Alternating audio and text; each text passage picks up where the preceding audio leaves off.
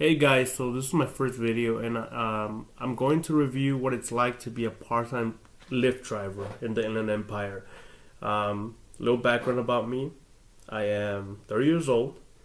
I am going to school. I work full time. I have twins on the way, and I consider myself broke, which is why I decided to become a Lyft driver. I mean, just based on the ads, everything looked promising, but I had a different experience, but that's just because of my schedule and the time I invested in it. So, why I decided to do Lyft?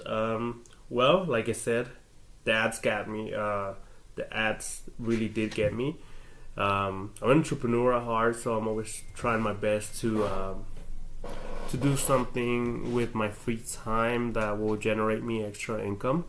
Um, I've done a little bit of everything. I mean, when I was in middle school, I used to sell Pokemon cards and um, just haven't stopped. I've always had that mentality.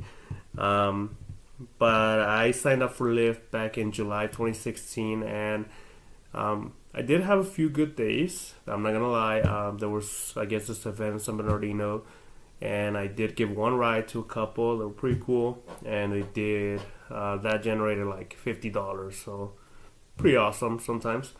But like I mentioned before, I work full time. I go to school full time, and I only have free time after 5 p.m. So I mean, it's really limited. So that's basically why I decided to kind of stop. Also, I live in the Inland Empire, and as everyone that lives here knows, I don't think there's a lot of activity, like night activity, that requires ride sharing Monday through Friday. I live in Paris, to even make it a little bit, more specific. Um, so I'm gonna go over a few things that I liked and I disliked as being a Lyft driver. Three things I liked about being a part-time Lyft driver in the Inland Empire are: number one, flexible schedule. So let's say I did have unlimited time to just experiment and try out driving around the city. Um, I just wake up and go, or you come out of work and then you take off. Provided that you do have a reasonable schedule. Number two is awesome people sharing their stories.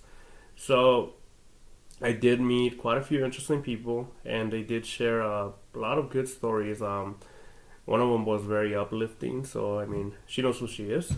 So that's number two. Number three, that would be advantage of cashing out early, and that is if you collected more than $50 in one given night, you have the option of cashing out for a very small fee, which is I think $1.50 or something like that. To me, that's pretty good.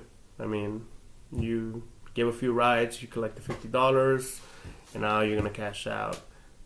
So it's pretty good. Now, on to the three things I disliked about being a part-time Lyft driver in the Inland Empire. Number one, rides are far and in between. So that means that there is a long wait time before you get your next ride. So I do recommend getting a ebook, self-help or something, and use your time wisely. I mean, whenever I did the Lyft driving, what I did was read in my part time, watch some YouTube videos, self-help, motivational, affirmations, all the good stuff. I mean, all the people that are doing Lyft or any type of ride sharing or any other form of extra income thing, I think we all want the same thing. So I mean, I definitely recommend getting ebooks or something like that. I mean, ebooks or audiobooks. There you go. Sorry about that. Number two thing I disliked about being a part-time driver was that if you do it part-time, like the way I did it, which is very limited, not a lot of time, the wear and tear doesn't justify the pay. And by that I mean, just the oil changes, the extra miles that you're driving around to go from one end of the city to the next, and then you're not even going to get a ride back to the other place where you were. It just didn't make sense to me. But I mean, that's me, my personal experience.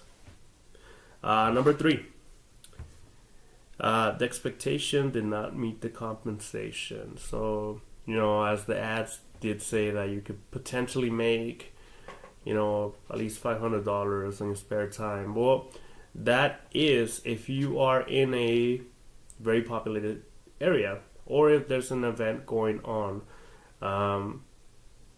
Not in Inland Empire, at least not for me, not part-time. So just gonna end the video now, and I'm gonna give you my recommendation of whether it's worth to drive Lyft in the Inland Empire as a part-time. And my recommendation is, if your schedule is like mine, don't do it. I mean, just don't do it. But at the same time, I'll keep my thing activated, because I mean, you never know what could happen, and so it's not a bad experience. I'll tell you that much. It's not bad, but it's not profitable if you do it part time. All right, so I'll see you guys.